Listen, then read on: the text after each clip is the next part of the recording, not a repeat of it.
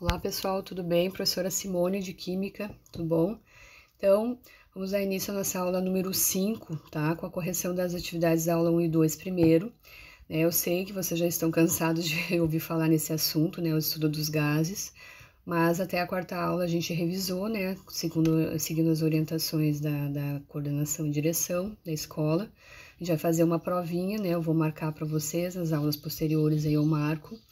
Quer dizer, são questões que vai valer como prova, tá? Dessa atividade, dessa apostila número 13 de vocês, tá bom? Então, primeiro eu vou corrigir as questões ali, então essa correção vale também, né, para vocês fixarem mais ainda o conteúdo, tá? De estudo dos gases. Então, a gente tinha ali, não tem a ordem, tá, pessoal? Vou falar rapidamente aqui. Qual é a composição do ar atmosférico? Tá? Então, isso era bem no início da apostila, eu segui a apostila, coloquei os slides para vocês, coloquei coisas que tinha nos slides, era só olhar na apostila, nos slides que vocês iriam achar as respostas, tá? Então, mesmo assim, teve gente que não olhou, né? Porque eu sei quem olhou, quem não olhou os vídeos que eu mandei e tudo mais, né? Então, ali era colocar, né, o nitrogênio 78%, o oxigênio 21%, gás carbônico, os gases nobres, né, alguns, e também as impurezas que a gente encontra, micro-organismos, bactérias, né, mas aqui, no caso, não seria muito importante colocar, tá? Letra B, dê 2 exemplos de processos que envolvem os gases, qualquer um, gente, tá? Tinha ali nos primeiros slides que eu coloquei para vocês da aula 1, tá? Então, encher um balão, processo de digestão, explosão, qualquer tipo de explosão, tá? Encher um pneu de bicicleta, de carro, qualquer coisa envolve gás, tá? Era só isso para colocar, a gente colocou umas coisas quilométricas que não tinha muito a ver. Do ponto de vista histórico, qual cientista descobriu a presença do oxigênio no ar? Então, aqui, ó, teve gente que eu acho que é o copia e cola, né? O Carl Schweller, né, o Schweller, que a gente chama, que ele descobriu o oxigênio no fogo, tá? Mas é o Lavoisier, de fato, que descobriu o gás oxigênio mesmo, tá? O gás oxigênio no ar foi o Lavoisier.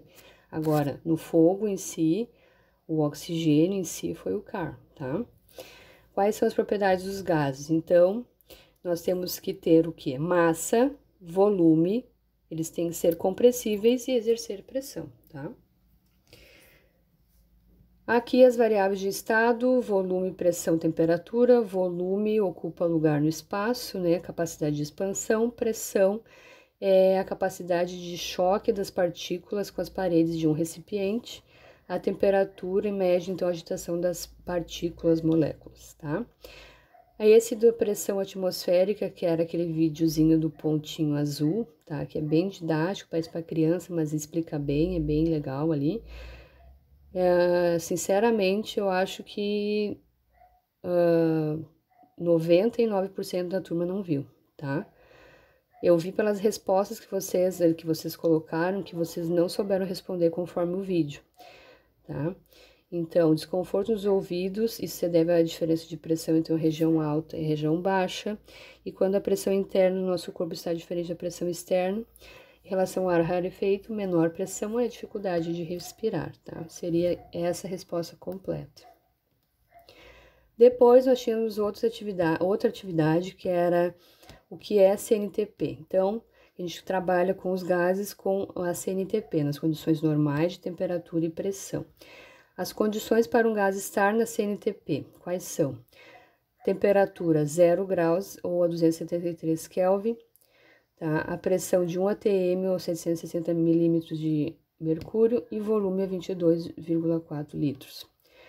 Cite as propriedades modelo de um gás ideal. Então, isso tinha bem no início, tá? Bem no início lá, deixa eu até ver a página aqui do estudo dos gases, que vocês têm ali.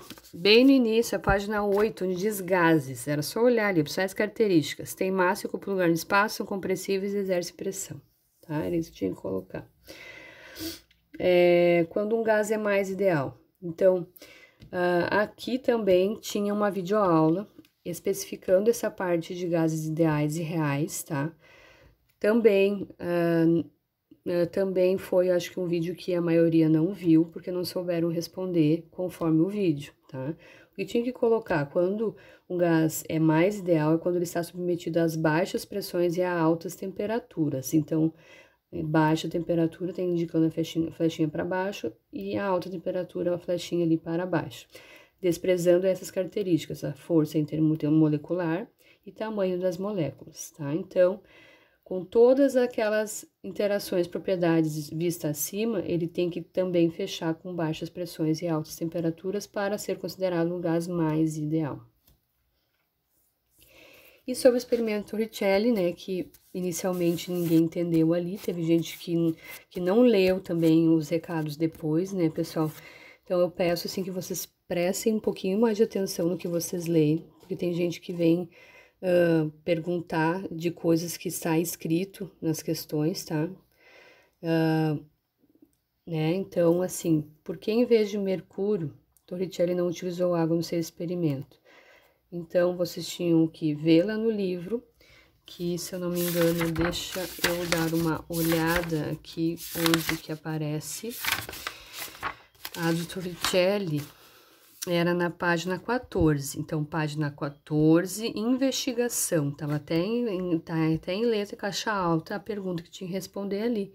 Então, o que tinha que fazer?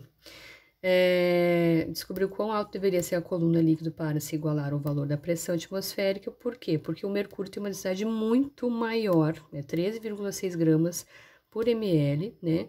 13 vezes maior que a da água. E foi por isso, então, foi mais fácil conseguir os 76 centímetros de mercúrio do que alguns milímetros de água, então, para poder saber diferenciar entre o vácuo acumulado ali no experimento dele, a diferença, né? Quando ele vira aquele frasco com mercúrio dentro, e saber, em média, a pressão média a um nível do mar, tá? E agora a gente vai começar a aula número 5, então agora vocês já vão começar o capítulo 14, que na verdade a gente já tinha começado uma aula antes de suspenderem as aulas, tá? Quem estava. Então é módulo 5, capítulo 14, princípios gerais da termoquímica, calor, temperatura e energia. Essa aula aqui vai da página 4 à aula 13, tá, pessoal? Então, primeiro, qual a diferença entre calor e temperatura?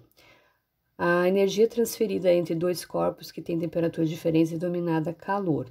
Então, você tem o desenho ali abaixo, A e B, o corpo A cede calor para B, temperatura de A é maior que B. Então, entram em um equilíbrio químico, tá? Então, corpo A, corpo B, né, em contato, né, os dois, digamos assim, um ambiente, uma pessoa, né? Ali vai haver o equilíbrio térmico entre os dois, estipulando um calor daquele corpo, tá? Temperatura. A temperatura de um sistema é a medida de agitação térmica das partículas que constituem esse sistema. Então, como já visto ali no estudo dos gases, né, o grau de agitação das moléculas, tá? Isso vai nos dar a temperatura. Então, procurar não confundir os conceitos, tá?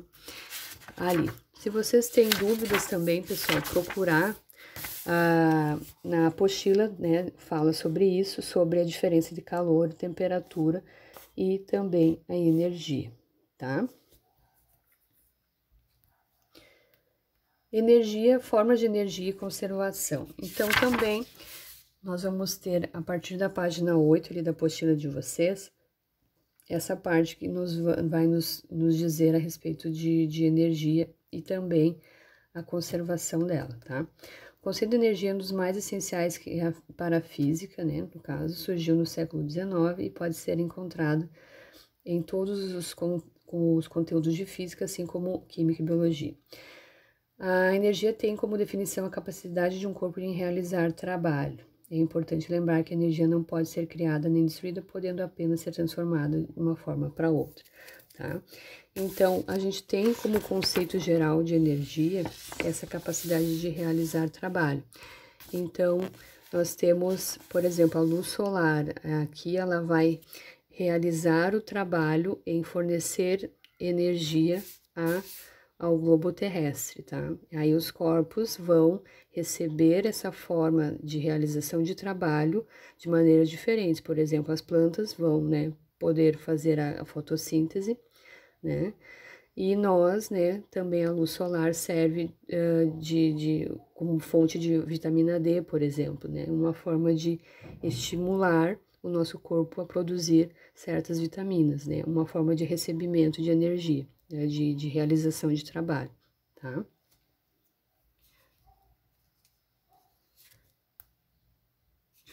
A partir daí, a gente tem, na página 8 também, a gente tem a conversão de unidade de calor, né? O calor nada mais é que um tipo de energia, né, pessoal? Então, nós temos aqui na química, a gente trabalha, não vamos nos aprofundar nisso, né? Mas a cada caloria correspondente, a gente tem 4,2 joules, tá? Ou 4,18 joules. Então, equivale a 1 quilocaloria 100 calorias e 1 quilocaloria convertida para joule, 4.186 joules, tá? Então, se vocês forem olhar ali na apostila de vocês, também tem essa correspondência, tá? 1.000 calorias corresponde a 4.200 para arredondar, tá? Ou 1 quilocaloria, 4,2 quilojoules ali. Também temos, pessoal, a conversão de energia, né? Que fala ali na apostila de vocês, na página 8 e 9, como, por exemplo, a conversão de energia solar em energia elétrica, tá? Energia eólica em energia elétrica. Então, todo esse tipo de energia convertido a calor, né? Que é um exemplo bem clássico, energia solar, nós temos para conversão de outros tipos de energia, outras formas de realização de trabalho. Ali na página 10, 11, a gente tem o começo de transformações de energia, né, também, e a conversão de energia em si. Então, o exemplo que eu coloquei aqui para vocês é energia química, tá? O corpo humano, ela converte a energia química em energia cinética, energia térmica, potencial, elétrica e outros tipos de energia. Então, além daquelas que eu falei ali anteriormente, tá? A gente tem, né, da luz solar, da luz eólica para a elétrica, a gente tem vários tipos de conversões, principalmente a energia química, tá? Então, um exemplo, né, da energia química direto para a energia elétrica, né? Não colocando aqui como exemplo o corpo humano, né? A gente tem as pilhas, né? A gente tem a parte da energia química ativado com a energia elétrica, ok? Então, o corpo humano, né, é um exemplo clássico de vários tipos de conversão, de energia nas transformações. E essa energia nas transformações, a gente tem dois processos, tá? Que agora vocês vão ter que se habituar com esses nomes aí. O processo exotérmico e endotérmico, tá? Então, da página 10 e 11 ali para vocês se situarem.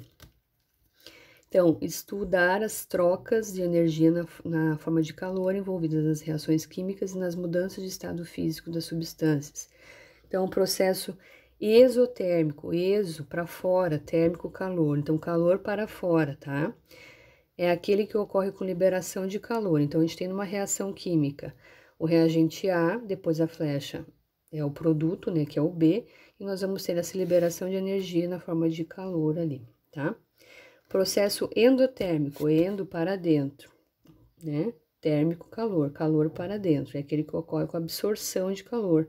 Então, a gente tem o A, né, como o nosso reagente, a gente tem essa absorção de calor ainda nos reagentes, que vai ser convertido depois para o B, que é o nosso produto da reação, tá? Ali que o professor Michael fez esse slide, tá?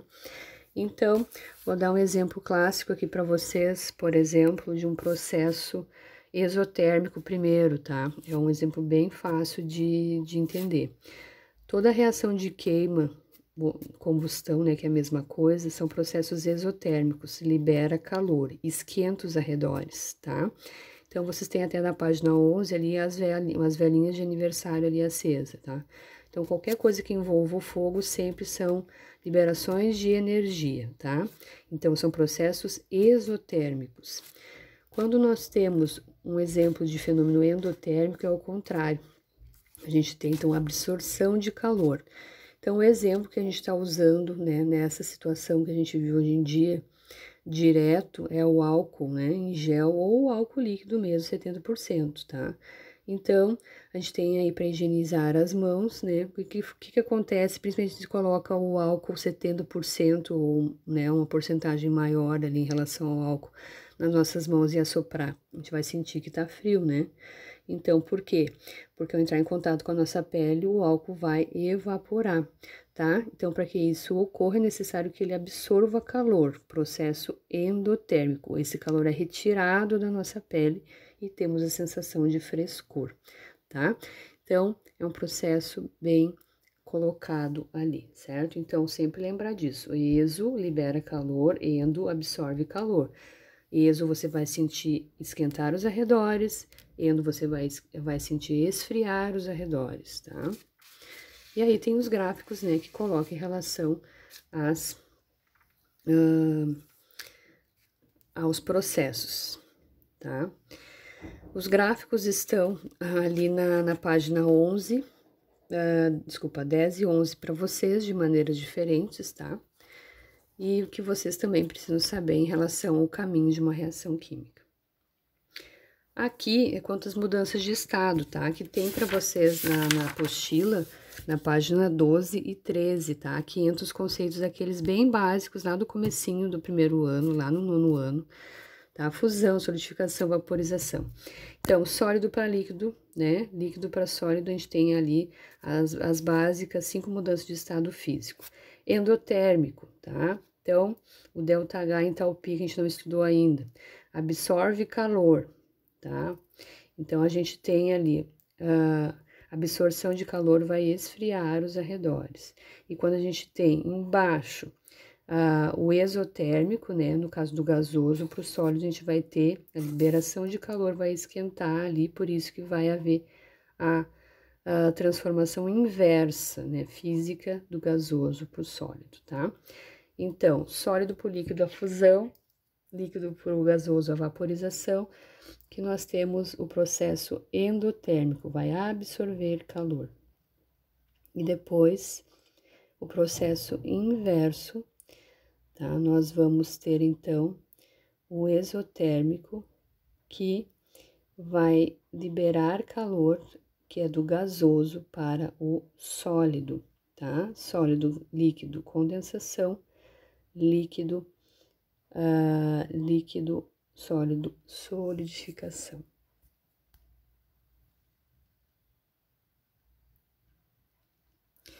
E aqui, né, que eu já tinha citado ali para vocês, das páginas, aqui estão os gráficos que vocês têm que conhecer, tá? Mostrando o caminho da reação no eixo X, e ali vocês têm em relação à energia no eixo Y, tá? Então, processos de energia, então, o reagente lá embaixo, que vai ter que subir, absorver, né, calor para formar o produto. Nós temos a endotérmica, o contrário, a gente tem o reagente que a gente vai liberar calor, é mais fácil desse acontecer, é só lembrar, é mais fácil para você subir ou descer um morro, descer. Então, a liberação de calor é sempre mais fácil de ocorrer. Reagente, produto, reação mais fácil de ocorrer, a exotérmica, tá? Então, aumento de temperatura da temperatura favorece a reação endotérmica, diminuição de temperatura favorece a reação exotérmica, tá? Então, a gente tem essa parte aí em relação à temperatura, tá? Aqui, então, pessoal, alguns avisos que eu vou colocar no mural e também no grupo de vocês, quanto às atividades da aula 5 e 6, tá? Que é sobre essa parte de termoquímica da apostila 14, certo? E aqui, dessa parte que a gente viu agora da aula 5, alguns exercícios para vocês fazerem, que são 6, todos da apostila 14, tá bom? É isso, tá, gente? Da aula 5, nos vemos agora na aula 6.